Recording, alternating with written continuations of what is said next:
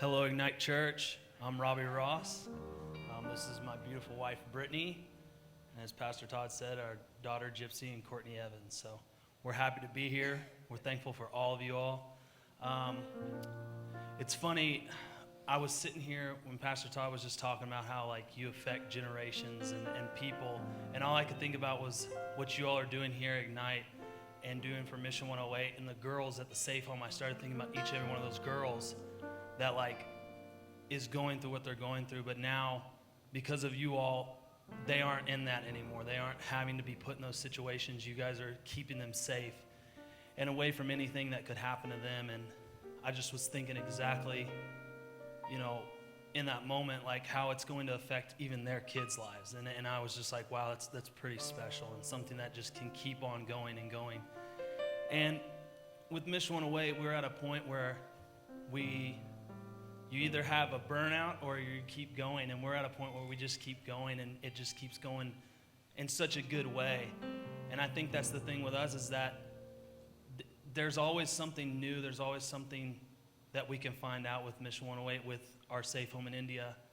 And we're just so thankful for all the people who are giving, all the people who are thinking about us, and we're just blessed to have this opportunity to be here with you all. And what started Mission 108, honestly, was we just decided one day we were going to go downtown and start giving out waters. It started as giving out waters because our pastor at home had told us to do that, and we just did it. And then all of a sudden, Brittany saw some homeless people and was like, you know what, we should give them water. We should give them some food. And so we started that way. It first started as homeless, working with the homeless people and trying to help them and give them something. And then all of a sudden, Brittany went to Uganda, and I'm sure she's going to talk about all this probably. But, yeah. She goes to Uganda, and at that time, she went to, I think you went to an orphanage, correct? Went to an orphanage and didn't see many girls in the orphanage and was like, where are the girls? And she was like, the lady that was there or the people there told them that most of them were being put into trafficking situations. And Brittany came home and was like, I'm broke. I need to call our pastor. She messages him and he's like, hey, you should get connected with this group. And Brittany said, I feel like we should get into anti-human trafficking. And all of a sudden, I was like, I don't even know about it. I didn't know. And that was the awareness that we started to get and started to learn. And it became something and became Mission 108. And then we decided we were going to go to India with a group.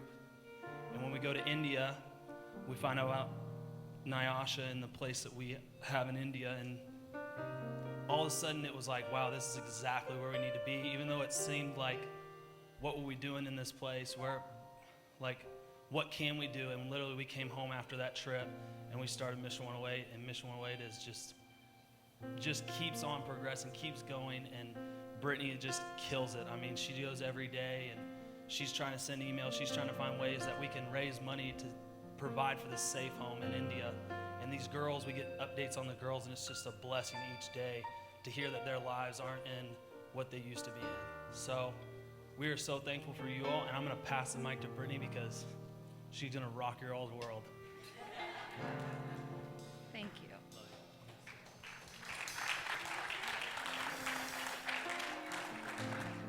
Thank y'all. So 2 years ago, when I was sitting in the front row over here, I had no idea what God was doing. And I like to move around the stage. I hope that's okay. Can you raise your hand if you were here 2 years ago when I came and spoke? Oh, wow, yeah. The church looks a little bit different than it did 2 years ago. And I didn't have Robbie with me. He was playing baseball at the time, and I was sitting on this front row here, and I had my teaching hat on, and I got up and I shared about Mission 108 and human trafficking. But what the church didn't know and what Pastor Todd didn't know is that I was completely broken. Like Robbie said, I had been to Uganda and I learned about human trafficking for the first time, and I came home and I was completely undone. Have you all ever had that? Where your soul is just undone and you have blinders and you're like, number one, why are we not talking about this in the news? Slavery still exists. What's wrong with our world, right? Yeah, and so I was this 27-year-old girl, so naive, had no idea what human trafficking was at all, but I was like, I cannot live my life knowing that there are slaves still living in this world and do nothing about it. And so my life looked very much like I'm married to a professional athlete. We go to red carpet events, VIP access, traveling the world, traveling domestically. I had this like weird one foot in that life and then this other foot in, half of the time I'm spending a lot of time in third world countries, sitting in the slums with women and children living in poverty, and I didn't know how to rectify that. And what I didn't know is that when God invited me into the work of anti-human trafficking, the darkest industry in the world, it's that what I was doing is I was hunting for evidence of God. Because in my brokenness, if you were here 2 years ago, you probably remember Pastor Todd praying over me. In my brokenness, what I was doing is I was like, you know what? If God can rescue these girls out of slavery, then maybe God could rescue me. And so I am a young girl, met my husband at 14 years old. We grew up in a Christian household, went to a Christian school, and I knew a whole lot about God. Like, I could tell you the verses, I could do all the things, I could say all the things, and my language was like very churchy. But what happened was I went to India and God wrecked my entire life, and I actually experienced God for the first time. And my faith before that was like a really pretty faith, like one that you would be like, oh, she's got a good faith. And then in my brokenness, when I was sitting on the front stage here, what my faith actually looked like and what I am convinced without a shadow of a doubt that faith actually is, it's like on the bathroom floor, on your knees. Like faith is brokenness, and it's believing in something that you cannot see. But you're a little bit embarrassed, right, to believe in those things because you can't see it. There's not proof. And that's what's hard about faith, is that a lot of times we look like idiots, right? Yeah. And I was sitting on the front stage hoping for something that I knew was going to make me look like an idiot. And what Pastor Todd didn't know when he said these words to me is that I had just received the diagnosis of infertility. A doctor had looked me in the face and said, you've had 3 miscarriages in 9 months. Your body is broken. You are not going to carry a child in your womb on your own. This isn't from breakfast. I don't know if you can tell.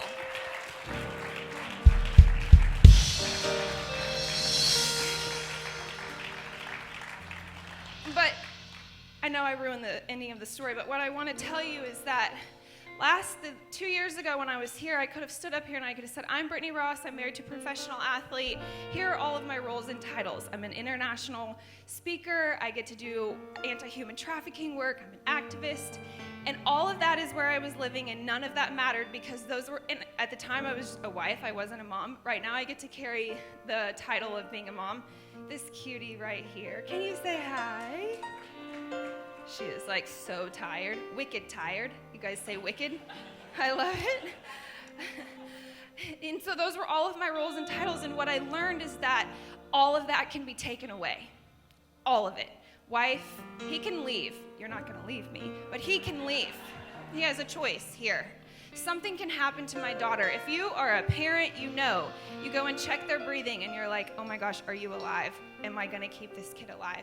Something can happen. Like, that's the truth of the human experience, is that all of the important stuff that we're doing from first breath to last breath can be taken from us. And so I was on this journey while I was doing anti-trafficking work in the darkest industry in the world, and I was looking at the girls in our safe home. Everything had been stripped from them. Their innocence, at my daughter's age, had been taken from them, sold into slavery. And what I was doing is I was visiting this safe home time after time after time, whispering in my heart, asking myself, if God can rescue them, could he maybe rescue me? Because when I put my identity in wife, baseball wife, mom, all of it was really shaky ground. Like, it could be taken, and I knew that because I was walking in this journey of infertility, and a doctor, the best doctor in the world, looked me in the eyes and said, it's not gonna happen for you. And like, what my faith, my really silly, immature faith did for me was think, but like, maybe it's not completely broken, or maybe from my brokenness, like something can spring up from that. And the beauty of what I've learned about creating this life is that life begins in the darkness of the womb. Like, life begins in the darkness of the soil, right? And like, all the years that I've spent in the Christian community, it's really tempting to make our faith look really pretty. But what I've found is that it is those of us who are willing to share our darkness that are springing up new life. Yeah. And so I thought today, like, what do I even want to say to these people? I don't really know them. They don't really know me. What gives me even the opportunity to stand up on stage with a microphone? And I thought I could tell them all of my roles and titles, and that's why someone gave me permission to be up here. But what I want you to know is, who am I? Like, what have I learned since I was that girl sitting on the front stage? When I think we might have a video, because I want you guys to see what Pastor Todd said to me 2 years ago. But who am I? If it's not all of my roles and titles, then it has to be something else. Like, who am I that cannot be taken away no matter what? And what I wrote down last night was, I am a soul, right? Because, like, this can't be it. I mean, life is awesome, but also, like, cancer and bills, and, like, this cannot be all that we are here for, right? So I am a soul. I'm having a human experience because my body was broken. A doctor looked at me and said, it ain't gonna happen. You don't work that way. I'm having a human experience, and that's important because for the large majority of my life, I don't know if you guys have ever done this, I was trying not to be human. I was trying to be perfect. Crazy thing, God actually created me human. So I'm a soul having a human experience, created in the image of the divine. That's my favorite part, is that this right here didn't happen on my own. I mean, it doesn't happen on my own, obviously, because we know how babies are made, but, like, it didn't happen because of me and Robbie either. Like, it happened because of the divine. Like, the divine was like, you are not broken. You are not broken. Like, it does not matter what roles and what titles and what expectations and what has been placed on you. If you've forever been in debt, like, God is like, your debt is not too expensive for me. I can wipe that clean. And how cool is that the ultimate price was paid? That, like, our financial debt is nothing to the divine. Our broken female bodies, gosh, women, my husband looked at me the other day, and this is like one of the good things that he has said during pregnancy, because there have been some other things, I'll tell you. But he looked at me and he said, he's not in here, so it doesn't really matter. He looked at me and he said, women have got it really hard. And I was like, thank you. Yeah, like, we are doing it all. I don't know why I really said that, but I just needed you to know. We are created in the image of the divine. The divine, yeah. And this is my journey home. So I am a soul having a human experience. I'm created in the image of the divine. And this stuff in between is my journey home. And so that has to be true for you too. You are a soul, right? Yeah, having a human experience, created in the image of the divine. And whatever you are going through, you might not ever carry a child in your womb. And you know what's interesting is when I sat on that front row 2 years ago, I thought my story was about becoming a mom. We didn't have our daughter who's adopted out of the foster care system in Kentucky. And I would have told you in the depths, in the secret place in my heart, that my story was about becoming a mom. And what I learned when you sent me that video a couple weeks ago, we didn't plan this. I did not know that I was going to be pregnant. I did not know that I was going to get to deliver this really cool news that, like, your church prayed over me, and 2 years later, I would be here on stage to say that, like, you are not broken, and I only know that because I believed that I was broken, and I'm not broken. I mean, I am broken, but my brokenness doesn't define me. Yeah, you can amen that. And so what I want to tell you today is, like, I had nothing to do with any of this.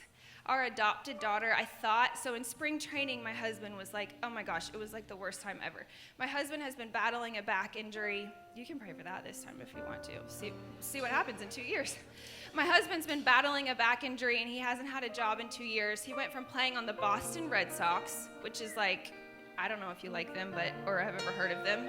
They're a pretty cool team. He was playing on the Boston Red Sox. He was at the high point of his career, and then out of nowhere, a line drive comes to, like at his gut, and he falls backwards off of the bench in the dugout and has a season-ending surgery, has been battling his way back for 2 years now, and it hasn't happened. And I am like, Robbie, I know it's crazy, but a doctor looked me in the eyes and said, it's not going to happen for you. And baseball in the MLB so far has looked him in the face and said, it's not going to happen for you. It doesn't matter that you've had a 7-year career and you played for the Boston Red Sox. They have said, you're broken. And you know what's really awesome that you and I know is like he is not broken. And I hope in 2 years we're going to be back. Well, he's not going to be back here because he's going to be playing for the, I don't know, maybe the Yankees. We'll see.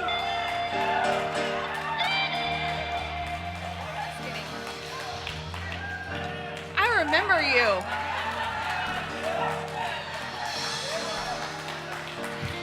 I remember you told me you were a Yankees fan 2 years ago, didn't you? Did you? Somebody. That was you. Oh, well, he left, so whatever.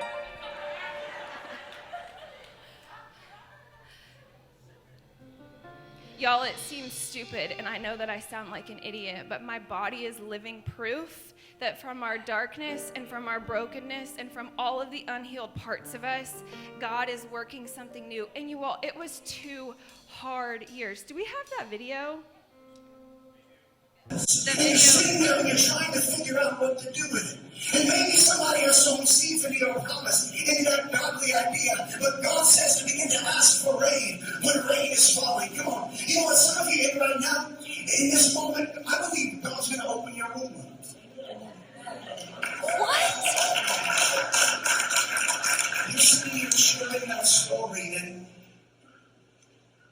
God really began stirring in my heart that because you've opened up your life to so many young girls who you've become a reflection of what a godly mother looks like.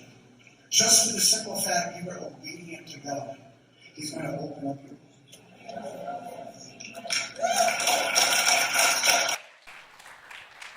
And so, y'all, here's the thing. In spring training, when my husband was like, it was awful. He was in Florida. I was in Arizona. We couldn't meet ourselves together, and baseball was like ruining everything. I had this vision in the shower, right? Because all like good things happen near water. I don't know what it is about God and water, but like you get in the shower and you all of a sudden can just change the whole world. So I'm in the shower and I have this vision. I'm not pregnant at this point. I have this vision. I'm like, I'm going to go back to Ignite Church and I'm going to introduce them to my daughter. And I hadn't thought about this video at all since then. I didn't even know there was a video. And I said, I'm going to introduce them to my daughter because I remember that the church, what stood out to me about you is that you prayed for our president, because that was hard times. Yeah. You prayed for our president, and I had never been in a church that prayed for our president. There's just a lot of noise going on. And you all were just like, shh, let's just pray. Yeah, right? That's what you have to do sometimes. Hey, we've been talking about you. Yeah, okay, you prayed for our president and you prayed for my womb. And when I was sitting on the front row, I was like, he doesn't know that I'm broken, but like, that's cool. Maybe my womb will open. You never know, because I do believe that God can do crazy things. I've seen miracles in India. God healed my husband of a hernia in India, but I just thought I was too broken. And what I didn't know was that I was not only going to introduce you to my daughter, who's a miracle within herself. I don't even know, like, what had to happen for God to bring her to us, that's another story for another day, is incredible. What I didn't know is that, like, God is this God that is like, when you hunt for me, when you are on, like, your knees on the bathroom floor, you know, like, sweating. You know, there's something weird about when you are so broken that your bed doesn't even feel comfortable. It's like you have to go to the bathroom floor. Just me? Yeah, you're like so sick and you're just like, the only thing is the bathroom floor. That's the kind of faith I'm talking about. When you're on the bathroom floor and you feel like God does not see me, like it is impossible. What's crazy is when I met my daughter, for the first time I had this image of God. I'm probably gonna cry. And her birth mom turned around with this little baby in her arms. And for 2 years, all I had seen was God like this. And what I was doing was like banging on this glass wall. Like, do you see me? Like, I've done a lot of cool stuff. Like, I'm trying. Here are my roles and titles. Like, do you see me? Do you love me? And I was just banging on this glass wall. And God was just like this. And what I thought I was going to tell you today is that when Gypsy's birth mom turned around with her in her arms, I had this vision. I saw God with tears in his eyes. And he handed me this little baby, and he said, here she is. Here she is. This is what you've been waiting for. This is what you've wanted. And that was important to me because God had tears in his eyes. And they were my tears that he had collected, and then he used them to baptize my daughter. And he said, I'm anointing her. And he didn't let me in on the secret that 14 months later, I was gonna give birth, well, I haven't given birth yet, that he was gonna implant within my womb what I didn't know I really, truly wanted. And when you're on the hunt for God, when you go all the way to India, I pray that you are not as stubborn as me and you don't have to go all the way across the world to like figure out that God is that cool and can do miracles and sit in safe homes. But if you do, it's okay. It took me a long time to figure it out. Like, God is not only doing what you want, God is giving you what you need. And a lot of times we know how to ask for what we want. We just don't really know what we need. And praise God that God knows the depths of our soul. And that I wanted Gypsy, but I needed this baby. Like, this baby delivered me and gave me new life. And as I like feel her kicking inside of me, all I can think is, for 2 years, my faith was the bathroom floor. But this church and a lot of other people had a different kind of faith for me. And like, how bold was that for him to say, God is gonna open her womb? And so I just ask and I pray that you would do the same thing for my husband.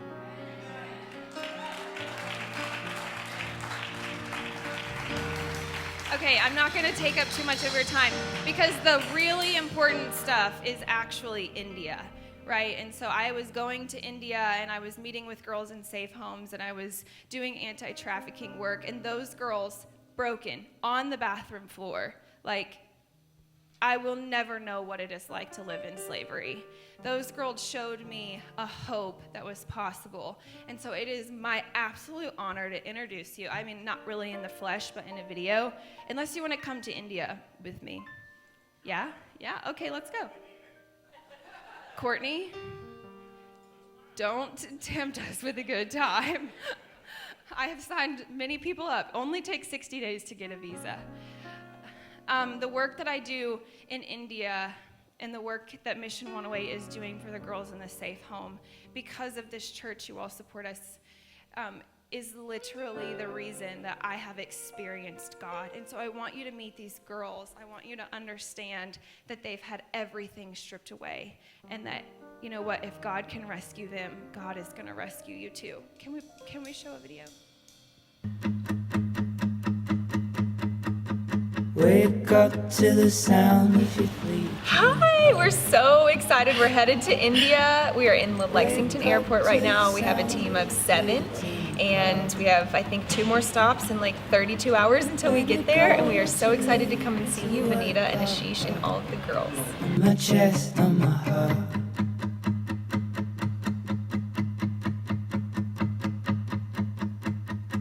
She went out to the haze in the morning grace.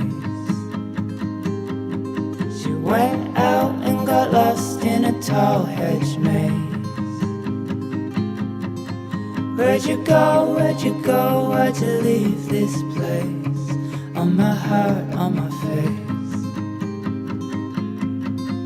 And my life is yours, but your love's not mine. So I'll go, but we know I'll see you down the line. And we'll hate what we've lost, but we'll love what we find. And oh, I'm feeling fine. We made it to the coastline.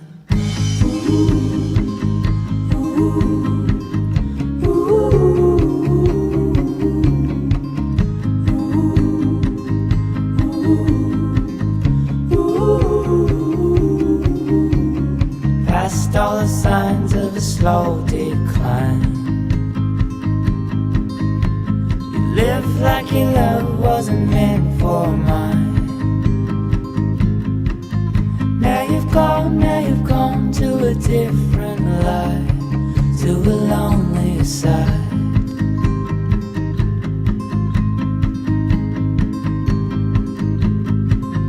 Wake up to the sound of your fleeting heart. Wake up to the sound of your fleeting heart. When you go, what you leave is the work of art. On my chest, on my heart. And my life is yours, but your love's not mine. So I'll go, but we know I'll see you down the line. And we'll hate what we've lost, but we'll love what we find. And oh, I'm feeling fine. We made it to the coastline.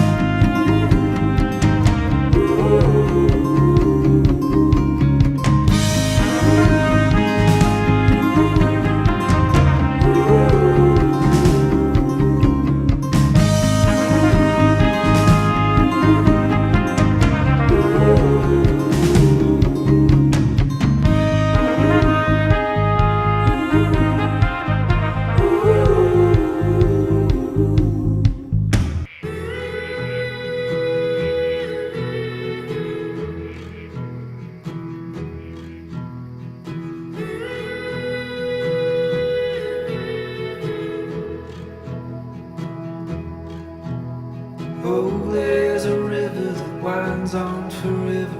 I'm gonna see where it leads. Oh, there's a mountain that no man has mounted. I'm gonna stand on the peak. Out there's a land that time don't command. Wanna be the first to arrive. No time for pondering why. I'm wandering on while we both still alive.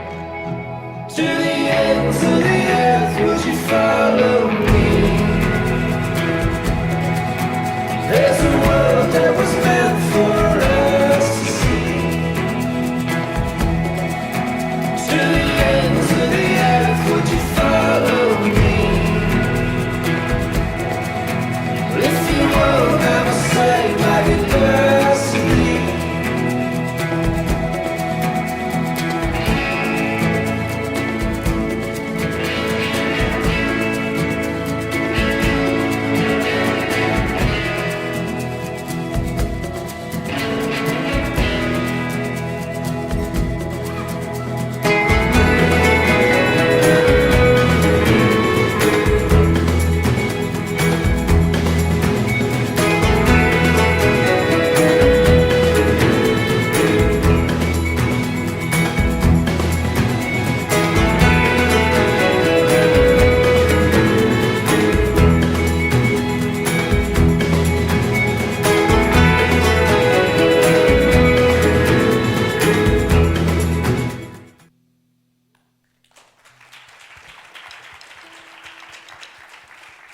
Do you remember how sick I was on that trip? I'm just now realizing I'm not in any of that video because I was actually on the bathroom floor, like vomiting my guts up. It was really bad. But that's a little bit about what Mission 108 does. We have a safe house. So from the point of rescue, when a girl is taken out of a brothel, she's brought into the safe house, and it's a 2-year program where she completely rehabilitates her life. And she's been on the bathroom floor, remember? Like, she trusts no one. And so it's a really broken time. And in 2 years, the restoration that happens within our safe home is called Nyasha, meaning new hope, which I didn't name that. That's totally God. New hope is brought into her life. And then the pink house that you saw, called the transition home, she goes because in India, arranged marriage is still a thing. We're working on it. It's real bad. So like women don't live and do anything on their own typically in this region in India. So once she's out of the safe home, she would just get married off and bought with a dowry. And so we kind of opened a year ago the transition home that gives her this opportunity where she does not have to choose marriage, because after living your whole life in slavery and then only having 2 years of restoration, marriage can be a little bit difficult. And so we do the transition home. It's like college. It's like they get to go, they're going and doing internships and jobs. And we actually just a couple months ago had the most devastating news, because we just opened this transition home and 2 of our girls were kidnapped and taken back into human trafficking. And we were distraught. No idea in India with like kabajillion, whatever number that is, people, how we were going to find these girls. But I knew, because I've witnessed miracles, that it was possible. And a couple of weeks ago, we got news that we found both girls. And they're back in the safe home. They're back in the transition home. And I'm going to tell you that is only possible because of churches and individuals that give to Mission 108 and see the heart behind it, because it is hard work for our team on the ground. Day in and day out, like my husband said, the burnout is 7 months in anti-trafficking. It is so dark. It is darker than dark, a darkness that I can't even imagine, that any of us could even imagine. It is like incredibly miserable to be on the front lines of human trafficking. And the woman, Vanita, that you saw in the video, she's like 15 to 20 girls, moms at a time. And so this transition home gives her an opportunity to stay being mama, like send them off to college, and not send them out into a world to be married off. And so we get to do this transition home, and it's amazing. And we have a threefold approach, and it's advocacy, awareness, and aftercare. And that's important, because you can rescue a girl out of slavery, but if you cannot teach her to read and write, if you cannot teach her how to empower herself, how to take care of herself, then she's going to go right back into slavery. And so this approach that we're doing, this model that we're doing in India, has trickled over into the U.S., which is really cool, because India gets to teach us something, right? Because human trafficking was only deemed a thing globally in 2014. This has been happening since the beginning of time. Read the Bible, like slavery, hello. And we've just now, as a government, looked at human trafficking as a global issue and called it something. So that's really important, because India leads the world in human trafficking. So if India is the problem, then India can be the solution, because that's how God works. So thank you all so much for playing a part in that. Thank you for giving your time to me and Robbie, and for loving on our little gypsy girl. And thank you for supporting Mission 108. If you do come on a trip with us, this will be what it looks like. There's another video.